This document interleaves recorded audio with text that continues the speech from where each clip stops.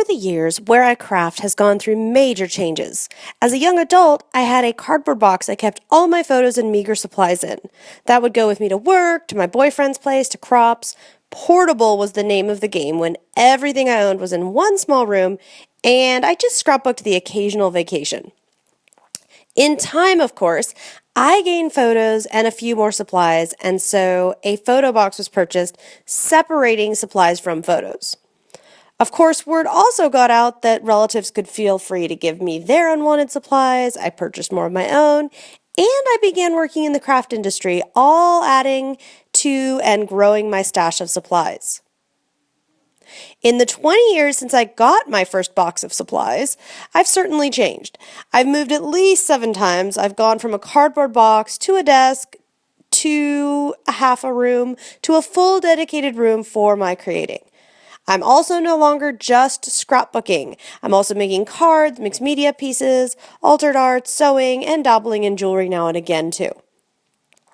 It is my firm belief that any creative person can make do with whatever space they do have available.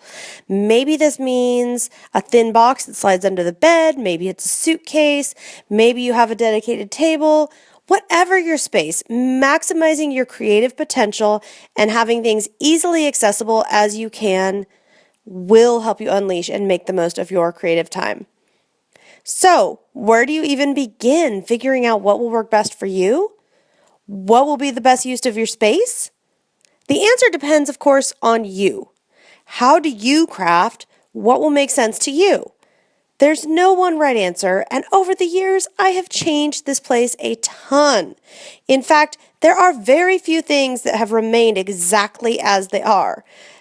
The only things that come to mind would be storing pens compactly in small containers, as you see here, keeping paper patterned by manufacturer and cardstock by color in vertical storage, and keeping my buttons, beads, and little things by color or material in a toolbox storage item. It's really meant to keep in a garage for your nails and things.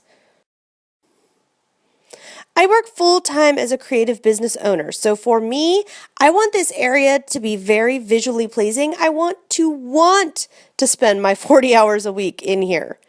I also want my color mediums and bits that I tend to dig through, like buttons and pearls and things, to be close to my working area, while things that I would specifically seek out knowing what I'm looking for, like a stamp or a piece of pattern paper, can be a little farther away.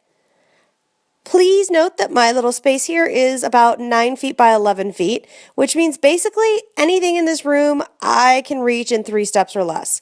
Most things are a mere turn or a single step from my main workspace. The most important qualities for me, that everything is easily accessible, but also that everything has a place and cleanup is easy. I don't want to have to put something back in a spot so specific that I have to stop and look for the proper. As I mentioned at the start, I believe it's an ever-evolving process, so I am sure in small ways I will continue to adjust, change, and fine-tune my studio space.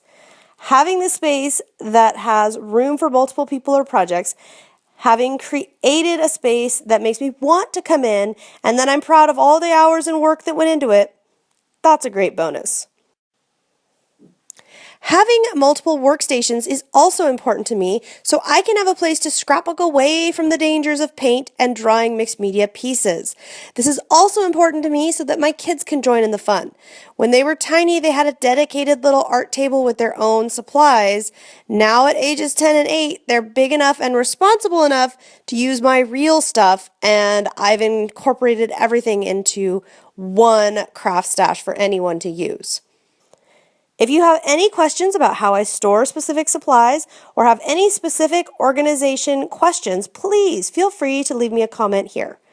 Right now, I'm heading back to focus once again on making projects. Happy crafting!